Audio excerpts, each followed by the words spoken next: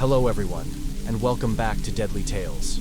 Now, I know many of you use these videos to help you sleep, so before you drift off into the night, it would be fun to hear where you're listening from. Leave a comment below to let me know where in the world you're tuning in from, and if you're enjoying the episodes, don't forget to like and subscribe. Now, let's get comfortable, unwind, and dive into tonight's tale. For her son without delay, the police rushed to the shopping mall and quickly located Alice's Toyota, still parked in the lot. They thoroughly inspected the vehicle and reviewed the surveillance footage in the area, but did not find anything suspicious. The police suspected that Alice had encountered trouble and did not rule out the possibility of abduction. Therefore, they decided to interview Raymond, Alice's boyfriend, to gather more information. When the police arrived at Raymond's apartment and rang the doorbell, they were confronted with an unexpected scene. The person who answered the door was a Chinese woman named Jessica Tang, and it was noteworthy that she was displaying intimate gestures with Raymond inside the apartment. This raised the investigators' suspicions. How could Raymond already be living with another woman just 3 days after Alice's disappearance? However, when questioned by the police, Raymond was quite forthright. He did not evade the inquiries and proactively disclosed the complex relationship between the three of them. According to him, Jessica was also his girlfriend, and Alice was fully aware of this. This information further perplexed the investigators and compelled them to delve deeper. The story became even more unbelievable when Raymond admitted to maintaining a long-term polyamorous relationship with both women. He claimed that Alice and Jessica were not only aware of each other's existence, but also accepted this three-way relationship, living together harmoniously. Even more shocking was the revelation that both women had borne children for Raymond, with Jessica's newborn daughter. The entire story sounded so irrational and unbelievable, but Raymond recounted it in a remarkably calm manner. According to him, this was a mutually fulfilling, multifaceted relationship where both women devoted their love to him and the three of them coexisted in harmony. Raymond also explained that after Alice's disappearance, Jessica had proactively come to console him and helped care for Alice's son. However, with their professional intuition, the investigators sensed that behind this seemingly idyllic facade lay a much more complex story. A thorough search of the apartment revealed suspicious findings in the garage. They found a trash bag containing Alice's clothes, while her entire wardrobe in the bedroom had been cleared out. These details further strengthened the police's suspicion that Raymond was intentionally concealing something about Alice's disappearance. Faced with this situation, the police in charge proposed using a lie detector test, and to their surprise, Raymond immediately agreed. However, the test results showed that he was unable to pass it. Nevertheless, the investigators understood that the lie detector was only a supporting tool in the investigation and could not be used as the sole basis for arresting a suspect.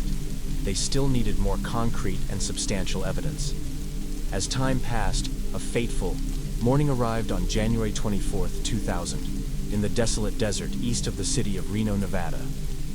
Two mining workers were conducting their routine patrol as they approached the edge of the desert. They were suddenly gripped by a horrifying sight. A ghastly object partially emerged from the sand. Upon closer inspection, they realized it was a decomposed human body. Overwhelmed by the mad discovery, the two workers immediately reported it to the police. Upon receiving the report, the police quickly arrived at the scene to investigate and collect evidence. The harsh desert environment had caused severe deterioration of the body. While it was still possible to determine that the victim was female, the face was no longer recognizable. The body was in a truly disturbing state. The scalp was missing. The entire body was severely damaged, and the right breast and a large portion of the abdomen, including the uterus and bladder, had been removed. If this was the work of a human, the level of cruelty was almost unimaginable. However, the autopsy also revealed signs that the body had been attacked by animals.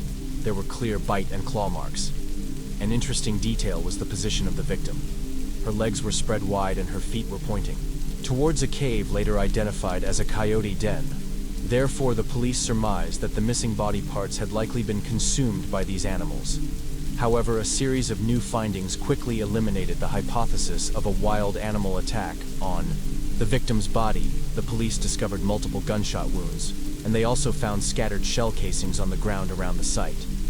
This evidence clearly indicated that this was a homicide, and the location was the original crime scene. During the examination of the crime scene and evidence collection, The investigators also found a noteworthy detail in the victim's clothing, a number of arcade game tokens engraved with the letters Now and Zog. The meaning of these symbols remained a mystery to the investigation team. Nevertheless, the case would become one of the unsolvable files. An unexpected turning point occurred, and ironically, they had to thank Raymond's own carelessness for this. On December 19, 2011, the lead investigator on Alice's case at the Pinell Police Department received a call from the FBI. They said that Raymond had been detained at San Francisco International Airport for using a fake passport to enter the country. This news nearly caused the officer to jump out of his seat in excitement, and he immediately informed the FBI that he would be there right away. The reason Raymond dared to return to the U.S. was to visit his ailing father, aware that entering with his real identity was impossible. He hatched an audacious plan to impersonate an international intelligence agent. He even directly contacted the CIA and FBI in Beijing to add credibility to his charade. But unbeknownst to him, his deceptive scheme was detected, and he was apprehended as soon as he was going through the immigration procedures. With a mix of anticipation and tension, the investigators recognized this as a golden opportunity to bring Raymond to justice.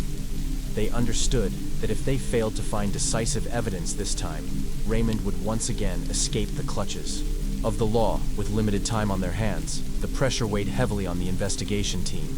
Could they seize this rare chance without delay? The police launched a renewed investigation plan. They focused on a key figure, Jessica Tang, the woman who might hold the secrets of the case. The lead investigator acknowledged that this was the greatest challenge in his career. How could they convince Jessica to reveal the truth after 12 years of silence about Alice's death, especially when time had erased many traces and memories might have faded in the initial interrogation while clearly exhibiting signs of stress? Jessica remained silent. She appeared quite confident, realizing that the police still did not have the decisive evidence, and tried to evade by asserting that she had long since cut off all ties with Raymond and did not want to be involved in his troubles. However, the persistent interrogation tactics of the police gradually proved effective. After days of continuous meetings and psychological pressure, they made Jessica reconsider her own situation. The investigators skillfully pointed out a terrifying reality. As the only person who knew the truth about the old case, Jessica herself could become Raymond's next victim, as he might kill her to cover up the evidence. In this predicament, cooperating with the police was the only way to ensure her own safety. Jessica could no longer keep this horrific secret any longer. With a trembling voice and a state of panic, she began to recount the details of the fateful trip to the desert, a journey that had ended in a gruesome crime. Everything started on November 21st, 1999. Raymond had driven Jessica and Alice to the remote desert area of Churchill County, Nevada. Raymond had devised an ingenious plan. He made Alice believe that the purpose of the trip was to kill Jessica. But this was merely a well-orchestrated act. In reality, the one Raymond targeted was Alice herself. Only Raymond and Jessica knew the truth about this malicious scheme, while Alice was completely unaware that she was heading towards her own demise. Jessica recounted that she was sitting in the back seat, witnessing the intense argument between Raymond and Alice throughout the journey. When the car reached an isolated location far from the main road in the park, Raymond asked Jessica to remain in the vehicle while he and Alice got out to continue their dispute. Just a few minutes later, the tranquility of the desert was shattered by the sound of gunshots, and Jessica witnessed Alice collapsing. But the tragedy did not end there. Raymond returned to the car, dragged Jessica out, and coerced her into becoming an accomplice by shoving the gun into her hand, ordering, "You have to do it too." Faced with this dilemma of no escape, Jessica understood that if she did not comply, she could be the next victim. In a state of panic and sheer terror, she turned away and tremblingly pulled the trigger. Raymond instructed Jessica to return to the car first, while he stayed behind alone with Alice's body. What happened next was a horrific scene, as Raymond carried out depraved and brutal acts of mutilation on the victim to cover up his crime. He added the game tokens, engraved with the symbols of the white supremacist organization, around the body, in an attempt to misdirect the police investigation towards a racially motivated crime. With a detailed confession from Jessica, the police had sufficient grounds to arrest Raymond for murder. The investigation continued to uncover more important clues. They discovered that on the way to the desert, Raymond had stopped at a rest area, and later they found a witness at that location, further corroborating the evidence. against Raymond on May 27, 2015 after 15L. The sixth of 8 siblings, her family didn't live in Happy Valley, but in the Long Wan on the eastern part of Hong Kong Island. Pin Yu Ying's parents ran a fish shop nearby, and her brother was studying at the University of Hong Kong. Pin Yucking attended X and Fa Middle School, where her younger brother Pin Jingming later studied. Due to poor academic performance, she transferred to Qing Evening English College in Causeway Bay for her ninth grade studies classes. They began at 7 p.m. and ended at 9 p.m.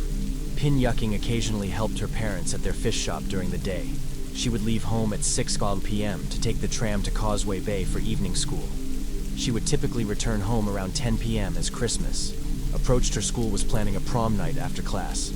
Pin Yucking needed to stay behind to rehearse a play with her classmates, which meant she would return home later than usual one day.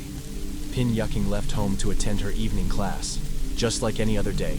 However, she never returned on Monday, December 16, 1974. Despite the cool weather outside, Pin Yucking still decided to go to her evening class in Causeway Bay at 5 p.m. Pin Yucking changed her clothes and left home. She left an hour earlier than usual by 6 p.m. Pin Yucking called her close friend Chin Bing Bing, a former classmate from Sheena School. The two were very close and often went to the movies and shopping together. Although Pin Yucking had transferred schools, she stayed in touch with her old friends this time. Pin Yucking called Chin Bing Bing to ask her to return a pop music cassette tape that Chin had borrowed earlier during the call. They agreed to meet at the Happy Valley tram station in half an hour. Chun Bing Bing lived on Sing Kwang Road in Happy Valley, which was very close to the tram station by 6:30 p.m. Chin Bing Bing arrived at the tram station with the cassette tape, but Pin Yucking was nowhere to be seen. She waited there for a while, but by 7:00 p.m., Pin Yucking still hadn't shown up, since Pin Yucking had a habit of canceling plans in the past. Chin Bing Bing thought her friend probably wouldn't show up this time either. So she decided to head back home that night. Pin Yu Ying's parents were busy working at their fish shop until late. When they returned home, they were surprised to see that their daughter hadn't come back yet. Remembering that the school was rehearsing for a play, they called her classmates, but the response they received was unsettling. Pin Yucking had not attended school that evening, nor had she participated. In the play rehearsal, no one knew where she was. The night passed, and the next morning a sanitation worker began his usual cleaning routine at the Happy Valley tram station. The station was located on Wong Nich Chong Road, surrounded by tall buildings and shops. The worker had to make sure the streets were clean before the businesses opened for the day. When the worker reached the front of a veterinary clinic at 212 and 213 Wong Na Chung Road, he noticed a large cardboard box tied with rope placed in front of the clinic. The box was about 35 in long and 24 in wide. Finding it odd that such a large box was left in front of the clinic, the worker tried to push it, but it didn't move. Thinking it might belong to the clinic, he decided not to pay it much attention. By a little after 8 a.m., as the veterinary clinic was about to open, an employee arrived at the clinic. He also noticed the cardboard box, but since it didn't belong to the clinic and was blocking the entrance, it was causing an obstruction to their business. The employee tried to move the box, but found it too heavy to lift on his own. He called a colleague for help, and together they carried the box to the side of the road not too far from the clinic. 2 hours later, a police officer was patrolling Wong Nich Chong Road. When he approached the front of the veterinary clinic, he saw the cardboard box on the sidewalk obstructing traffic. The officer asked around, but no one claimed ownership of it. He then used scissors to cut the rope and open the box. What he didn't expect was to find the naked body of a woman inside, wrapped in newspapers. Shocked by the discovery, the officer immediately used his radio to report the incident to the command center. Since it was rush hour, there were many people passing by. A curious crowd quickly gathered to see what was happening. Not long after backup police units arrived at the scene, they cordoned off the area and began their investigation. Inside the box was the body of a young woman, completely nude, with her arms tightly curled around her body. The only items found in the box were a few old newspapers, and no clothing or personal belongings of the victim were discovered. Forensic experts found traces of copper fragments on the body, a piece of red adhesive tape in her hair, and some paint particles on her elbows. A small white piece of paper stuck to her elbow had 2 words written on it: Dudadama, machines. The newspapers were purchased by the shop, and after everyone finished reading them, they were stacked neatly and periodically collected for recycling. While there were cardboard boxes in the attic, they were all small boxes, and none were Large enough to fit a TV, the manager then provided the police with the employee shift schedule for the night of the crime. According to the schedule, the only employee working that evening was a man named Oh Young Ping Kong during the police search. Oh Young appeared visibly anxious and tense, his facial muscles twitching from the moment they entered the shop. The sharp-eyed officers had taken note of his behavior and quietly observed him. Their instincts told them they were onto something. This time, the next day, the police brought a Young in for questioning during the interrogation. The police used various coercive tactics, such as pouring soda into his nose and brutally beating him. However, a Young Ping Kong maintained that he did not know Pin Yaking and could not have killed her. Since there was no additional evidence, the police were forced to release him. The forensics team conducted an analysis of the evidence collected from the ice cream shop. The results showed that the copper fragments, paint, and red adhesive tape were the same types as those found on the victim's body. The newspaper from the ice cream shop was also the same issue used to wrap the body. The small white note with the words "due to damage found" on the victim's elbow matched a note with the words "repaired" found in the attic. The police then searched the home of the suspect, a Young Ping Kong, and confiscated 3 sets of clothing. The forensic results confirmed that the fabric fibers found under Pin Yu Ying's nails matched Oh Young's suit. Additionally, 2 green wool fibers of unknown origin found on his suit matched the green wool fibers found on Pin Yukin's body. Based on the evidence gathered, the police developed a theory on the afternoon of the crime. After leaving her home, Pin Yuking went to the newspaper office in North Point to help her brother place an advertisement. When she arrived, she found the office was closed, so she left and was preparing to head to her evening school with extra time on her hands. Pin Yuking wandered the streets alone when she reached Wong Na Chung Road. She noticed an ice cream shop called In May. Since she loved ice cream, she decided to stop in after buying her ice cream. Piney Yuking suddenly remembered that her close friend Chin Bing Bing lived nearby, also in the Happy Valley area that evening.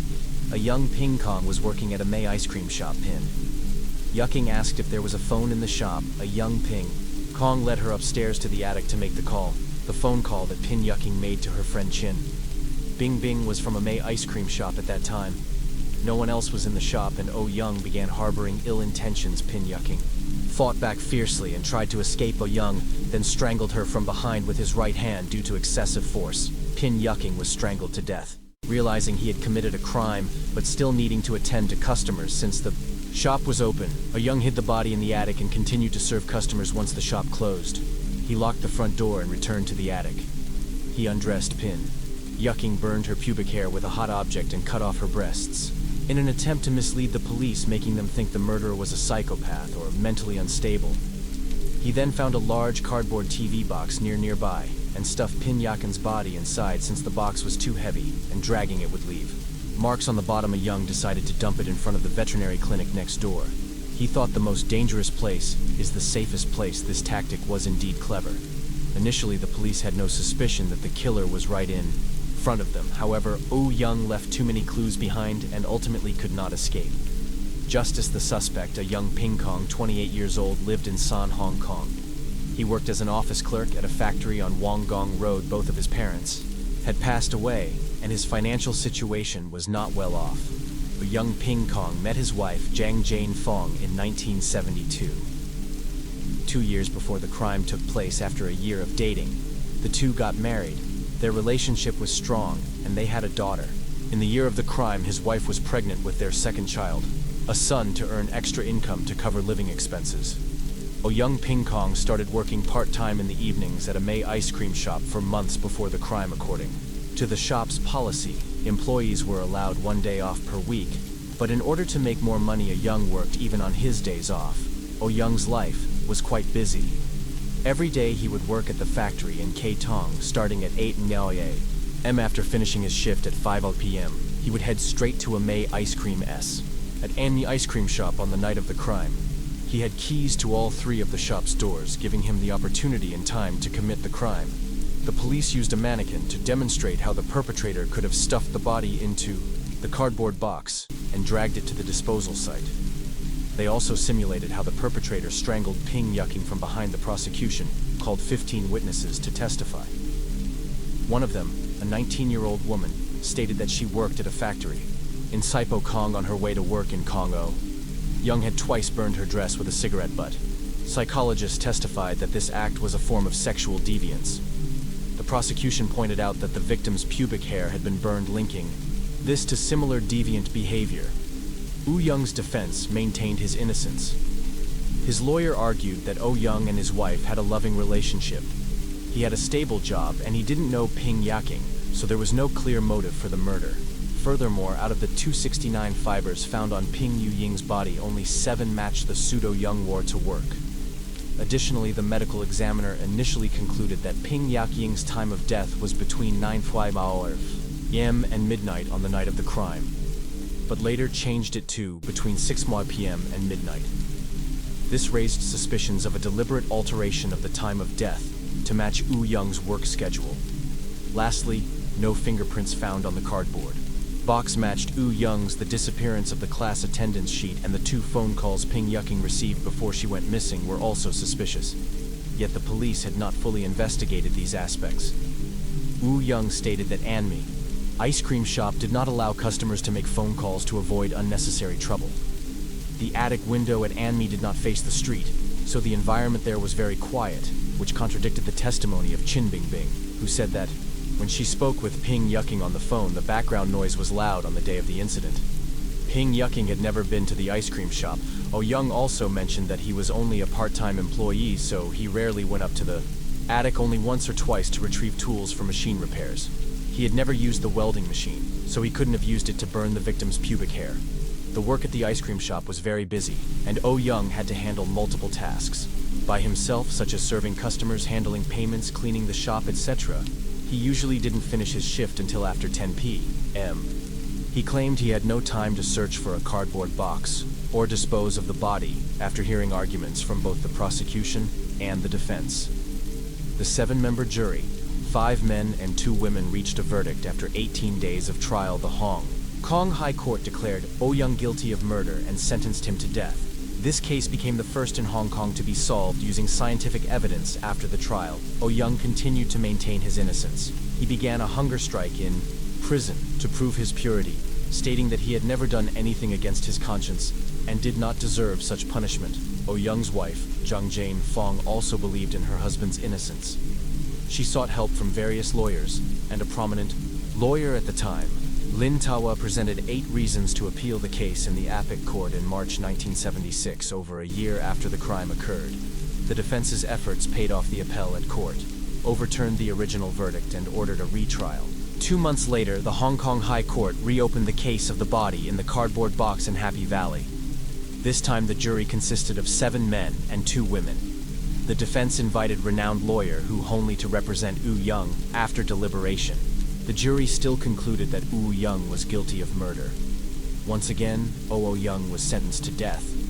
He appealed to both the Court of Appeal and the Privy Council in the United Kingdom, but his appeals were rejected, and the death sentence was upheld in 1977, more than 2 years after the crime. After considering opinions from various parties, Hong Kong Governor Malay Hos decided to grant clemency, commuting Oh Young Pink's death sentence to life imprisonment by 1981.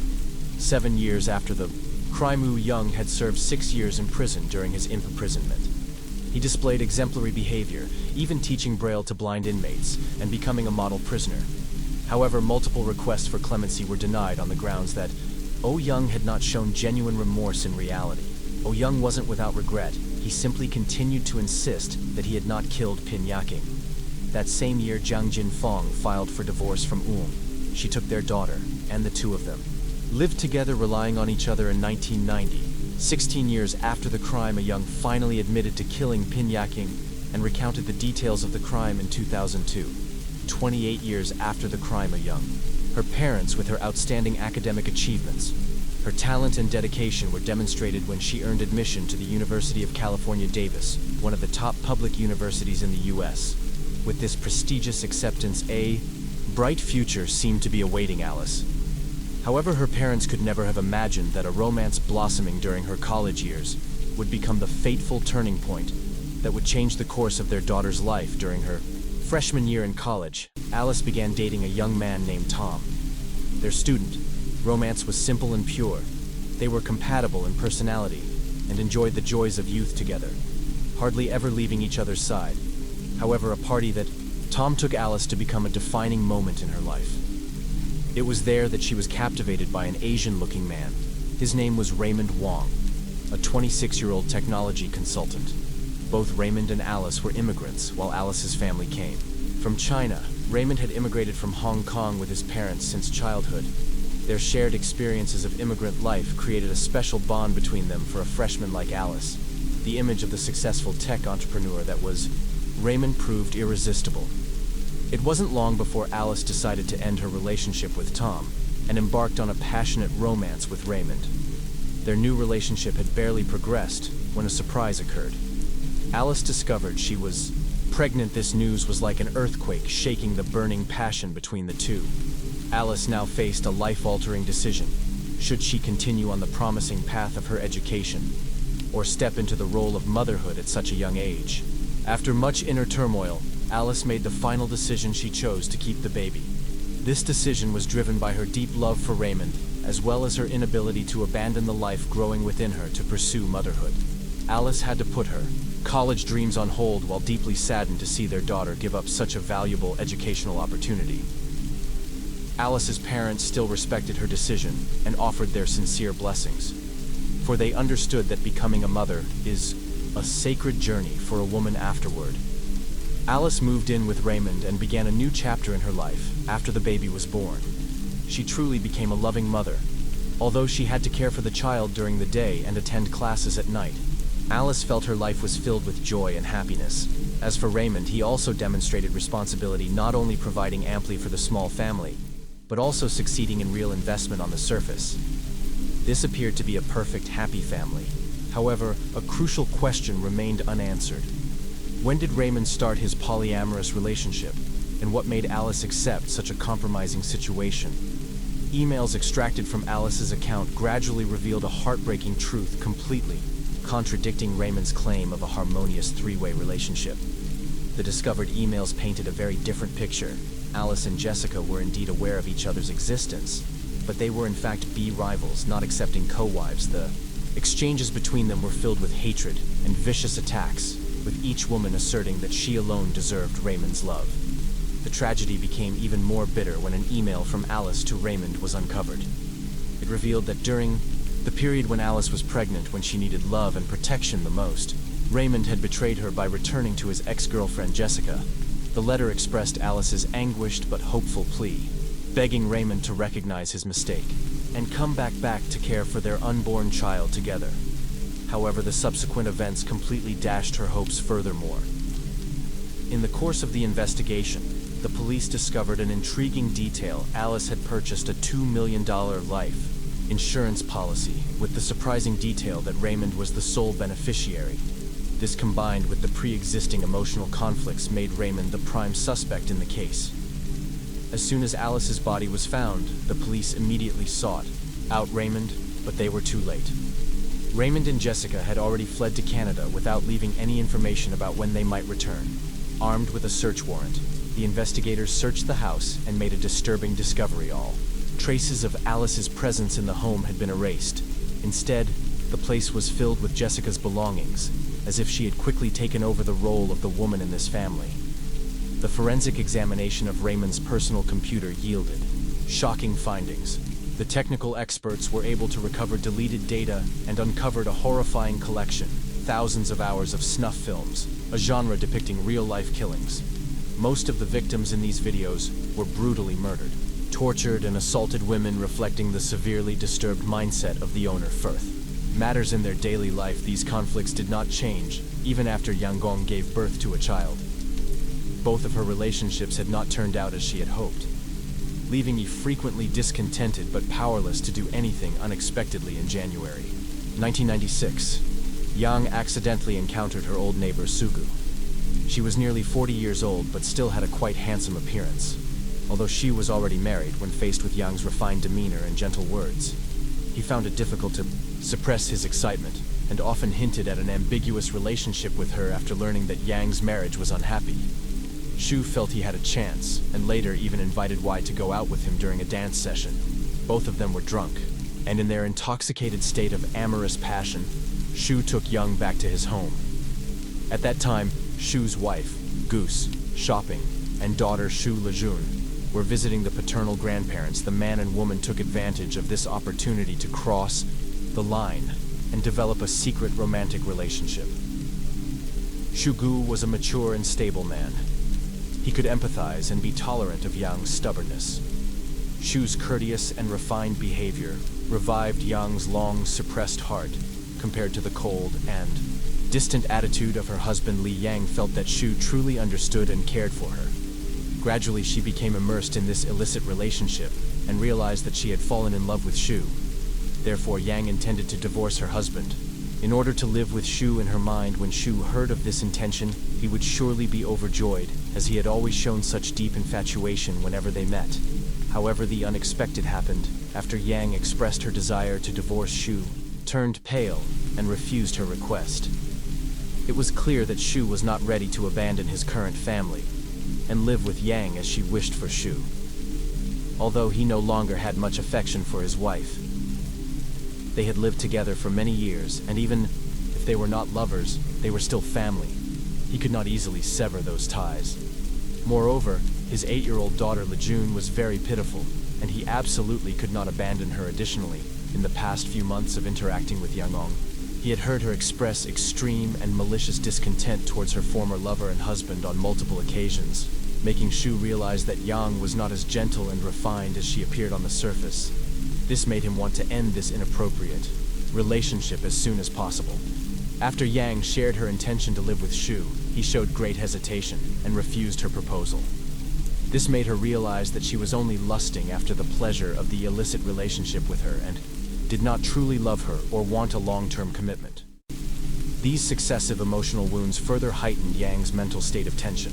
Her hatred gradually intensified. Finally, on August 8th, Shu officially declared the end of his relationship. With Yang, he even offered 5 Jiazhou yuan as compensation for her. This triggered a furious outburst from Yang. She threatened that she would not let Shu's family live in peace in the tense atmosphere. They parted ways in discord after Shu officially ended the relationship with Yang. The two began to argue constantly, even escalating the conflict to the police station and Shu's home. On September 5th, 1996, Yang went to Shu's home and used glass to shatter the window, hoping to create conflict between Shu and his wife. However, the unexpected happened. Shu had already confessed his affair to his wife and been forgiven when Shu's wife shopping saw Yang's frantic behavior. She did not get into a loud argument, but simply pulled the curtains, ignoring Yang's provocation to stop Yang's harassment. Shu even reported the incident to the party branch at the school where she worked, hoping they could intervene and persuade Yang to desist. However, this action of Shu only further angered Yang when summoned to the school. To talk, Yang realized that her private matter had been known to the school leadership and her colleagues. She mechanically answered the questions, but internally, Yang's rationality was gradually unraveling. Shu later regretted saying Yang, "Yush was a bomb, and I was the fuse." In fact, the fuse had started hissing from that day. On September 9th, 1996. Yang used the pretext of unblocking a toilet to obtain 500 ml of 95% concentrated sulfuric acid from a student's parents. This parent had suggested that Yang could use something else to unblock the toilet, but she insisted on using sulfuric acid. She later divided this acid into 2 portions. September 10th was Teacher Day, which also happened to be Yang Yi's birthday normally. This would be a joyful day for an elementary school teacher like Yang Gong. In the afternoon, Yang brought home a bottle of sulfuric acid and a stack of greeting cards together with her husband Li Chuning, and daughter Yang read the thank you messages and blessings that the student burned by the acid at 300 p.m. that day after going to the hospital for bandaging. Yang Gong was turned into the authorities by her relatives. At this point, she still did not fully comprehend the extent of the suffering her actions would inflict on the lives of this mother and child for the rest of their days, due to the direct contact with the highly concentrated sulfuric acid. Shu Lijun ran out to the street calling for help and was taken to the hospital. She suffered severe burns, blinding. Both her eyes, with her face, body, arms and legs and genitalia area burned over 21% of her total body surface area. Sue's mother goose shopping was burned on her face, upper arms, back and knees by the high concentration sulfuric acid, covering 7% of her total body area. with the upper and lower eyelids and corneas of both eyes also burned on October 24, 1996. Yang Yi's acid attack case that had gripped the attention of Shanghai residents was finally tried at the Shanghai No. 2 Intermediate People's Court. When the victims were brought to the witness stand, the heart-wrenching cries of the child shook everyone present. "Why did you want to kill us? How could you be so cruel?" The entire courtroom erupted in furious shouts. The judge had to pound the gavel multiple times to restore order as people's emotions were highly agitated. The agonizing sight of the child and the mother's screams traumatized all present. Even the reporters at the scene shared that their hands holding the cameras were trembling, the disfigured faces exposed through the trial, and the horrific method of injury also drew public attention. After thorough investigation, the criminal charges were clear: intentional injury. When the trial began, Yang Yi, the woman who had been the talk of Shanghai for over a month, appeared before everyone. She was short, wearing a small floral blouse, and looked frail in black-framed glasses, almost unrecognizable as the cruel acid attacker. Legally, Yang Yi had surrendered herself, and she also had a young child. In fact, Yang Yi herself was aware of the cruelty of her own actions.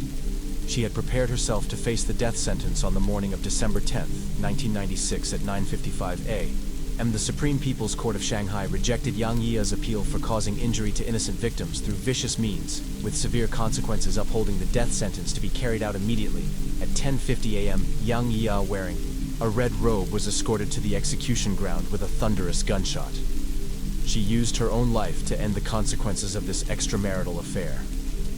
Story 3. The story begins in 1939.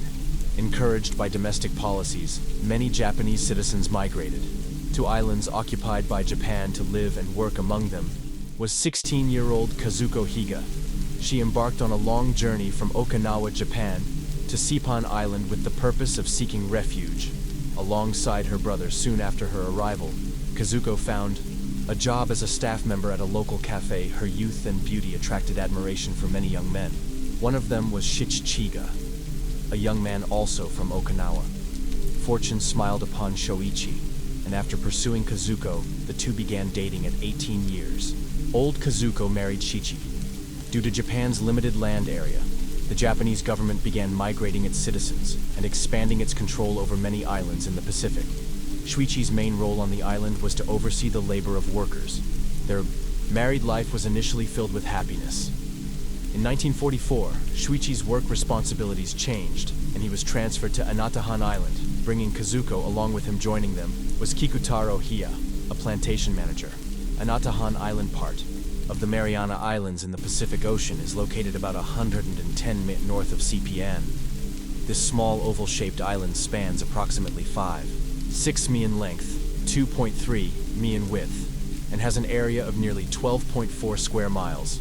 The island is home to a volcanic mountain, rising about 2,600 ft above sea level. It is surrounded by large coconut groves that had once been thriving plantations, but were later devastated by typhoons, leaving the economy in decline at the time. Only about 20 native residents remained working on the island. Shuichi's job was to manage and oversee their labor. Not long after they arrived on Anatahan, World War II was nearing its end. Japan was losing its hold on the battlefield, suffering devastating defeats in the Pacific theater. Many islands initially occupied by Japan were being reclaimed by U.S. forces. Concerned for the safety of his younger sister, who was still living on a nearby island, Shoichi decided to leave Anatahan to visit her. Tragically, he never returned at this point. Only a few native inhabitants remained on the island among the Japanese.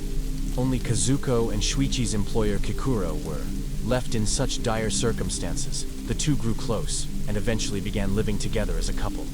However, the tranquility of Anatahan Island did not last. Before long, the island was bombed by U.S. forces. Kazu, willing to leave her to them, delighted by this offer, Yamamoto and Yamaguchi praised Kikuo for his intelligence.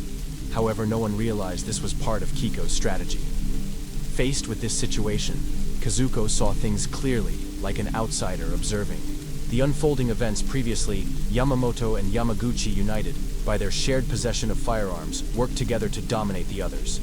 Now, with both vying to claim Kazuko for themselves, their unity began to falter. human nature dictated that they would inevitably start competing against each other. This growing tension would likely escalate their rivalry and could eventually turn them into enemies as expected. It didn't take long before Yamamoto and Yamaguchi fiercely fought over Kazuko. After their conflict, Yamaguchi emerged victorious in this way. Yamaguchi not only claimed the only woman on the island, but also gained possession of both pistols.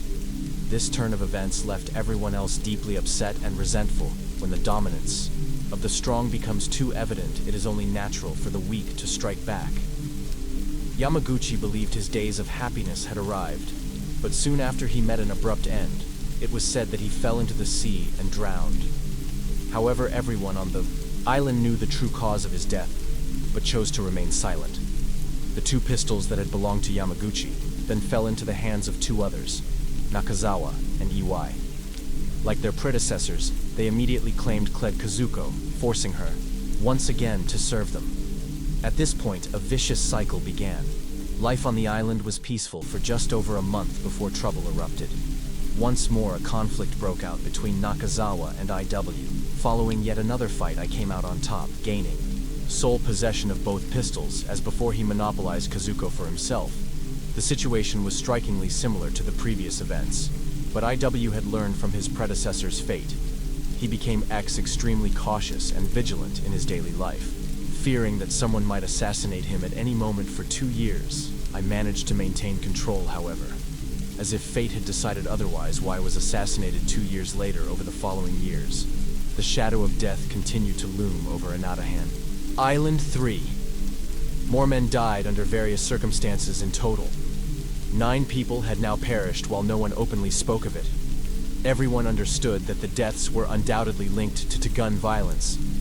This prompted the remaining survivors to hold a meeting to address the problem. During their discussions, they agreed that the two pistols were the root cause of their suffering. To end the cycle of fear and violence, they devised a plan. Kazuko would choose one man to marry, and afterward, the two pistols would be thrown into the sea with no weapons, symbolizing power, and Kazuko officially paired with one person. There would be no reason for further conflict. The plan seemed reasonable, and everyone agreed to follow through. However, would this really resolve the underlying issues in reality? It did not. In the days that followed, for more mysterious deaths and disappearances occurred on the island. The pistols had been thrown into the sea, yet people continued to meet untimely fates. At this point, everyone on the island grew increasingly fearful for their own lives. Within a short span of 5 years, the original group of 32 men had dwindled to just 19 survivors. To address the escalating chaos, everyone was forced to convene for another meeting. During their second discussion, they concluded that the root cause of the killings was greed. With the guns, symbols of power gone, the men determined that the only remaining source of conflict was their desire for the only woman on the island. This, they believed, was the sole reason for the turmoil. Ultimately, they made a drastic decision to eliminate Kazuko. They believed this was the only way to eradicate their desires and restore peace to the island. After reaching an agreement meant they planned to carry out the assassination the next day. However, that evening, a man who deeply loved Kazuko warned her of the plan. Upon learning the truth, Kazuko fled into the forest during the night, using her survival instincts. She managed to stay hidden in the mountainous terrain, eking out an existence among the island's crevices. The island, spanning nearly 4 square miles and covered in dense forest, made it difficult for the men to locate Kazuko quickly. In June 1950, on the 33rd day of her escape, Kazuko spotted a U.S. warship anchored near the shore.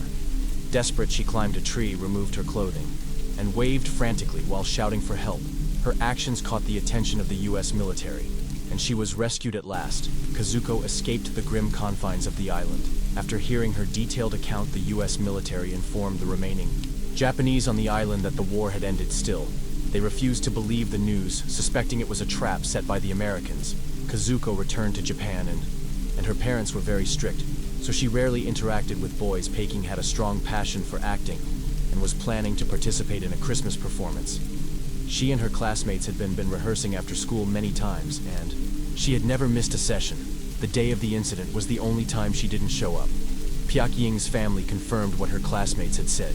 They added that she didn't like associating with male classmates.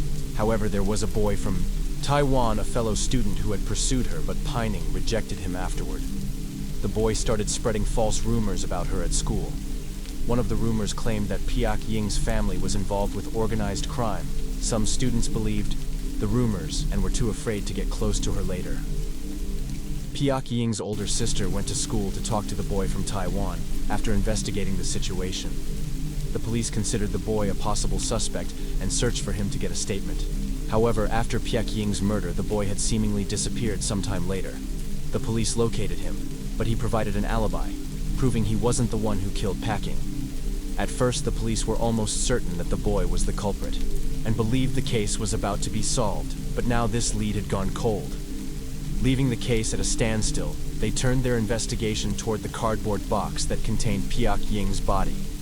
According to their investigation, the box was originally used to package a Hitachi 17-in TV model S67B. This particular TV model had been sold in Hong Kong for 2 years prior to the incident. A dealer on Kesu Road in Kowon was the exclusive distributor of this TV model in Hong Kong. The company's manager informed the police that in the last 3 months, they had sold a total of 300 units of the S67B model. However, the company didn't sell directly to customers, but through 72 second-tier dealers across the region. This made tracking the origin of the box extremely difficult. The police followed the lead from the TV, tracking down hundreds of buyers and asking where they had disposed of the TV box. However, no one admitted to dumping the box on Wong Nich Chong Road. At this point, the head of the special investigation team refocused on the cardboard box.